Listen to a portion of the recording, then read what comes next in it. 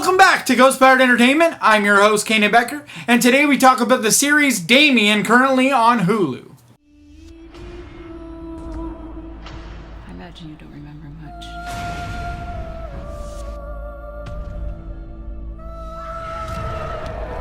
That'll change. It's so good to see you again, Damien. So this series review is by request from my patron Dylan Quint, and I am so grateful because this was just such a good time. I really had a lot of fun with this series. You were 100% right that this is a really fascinating, really well done series. For anyone out there who's a fan of the film, the 1970s film, Omen, I think you really would enjoy this series. They do it really well. They connect like the dots really, really well. To me, if you're going to do a series based off of a classic like this, I don't think you could do a much better job of connecting the two. It feels really organic and natural, the way the two just connect into each other. They even have a lot of clips from the movie, characters from the movie, and it just, I don't know, it just felt really well connected. It felt like it made a lot of sense that this would be the evolution of this character. And it basically is, the boy Damien is now all grown up and doesn't know a lot of what happened. He has vague memories, basically, of what happened to him as a kid. And stuff starts happening, and it's basically like a reawakening. Basically, the story is that he's ready to take his place as the Antichrist. You know, the bearer of the 666, the mark of the beast, you know, that whole jazz. And it just really does a good job with it. And I really like a lot of the acting and the characters. I felt like it was casted really well.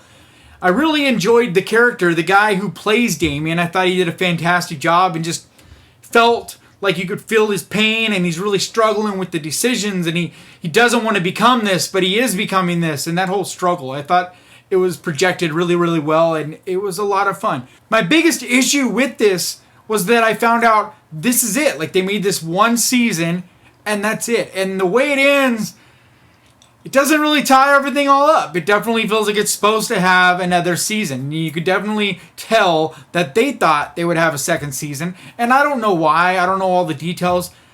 But for whatever reason, that was it. They made this series in 2016, and that's it. There has not been another season, and there are no plans to make another season from what I've seen.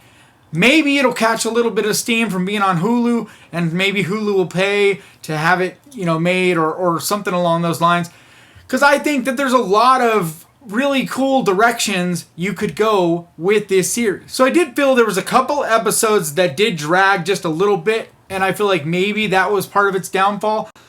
But at the same time, I felt like it had a lot of that same energy and pacing that the original had. It's a slow-paced psychological horror movie. It's not this fast-paced action movie kind of thing. And so I felt like this series tried to kind of keep it in that same vein and in that same way of seeing this unfold. Maybe that was its detriment. Maybe nowadays we're in this microwave society and we need things that are just a lot more fast-paced, less psychological, more action. I mean, like I talk about all the time, it seems like everybody just wants giant CGI monsters, and that's it. No scripting, no acting, we don't give a shit. Give us a big fucking CGI monster, and we're happy.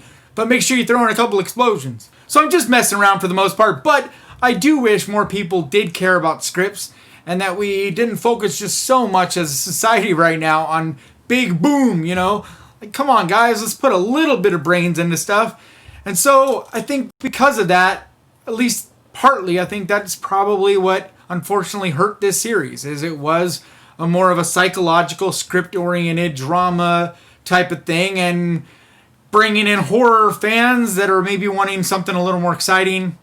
I don't know, but I think that's probably along the lines of what did hurt it. But for the most part, this is a really solid season of a series that does add to that lore that the original movie Omen had. So for that alone, I did really enjoy this, and I do really recommend this. It's on Hulu right now. So if you have Hulu, I definitely recommend giving it a look. It has elements that remind me of shows like Dexter and Hannibal. So I mean, if you dig those shows, then I definitely think you should give this a look.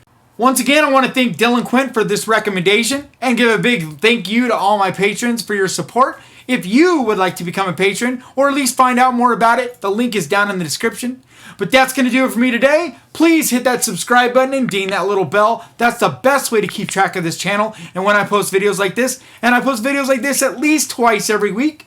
But like always, thank you so much for watching. Please crush that like button. And remember, horror can be fun. I will see you guys next time. The Beast.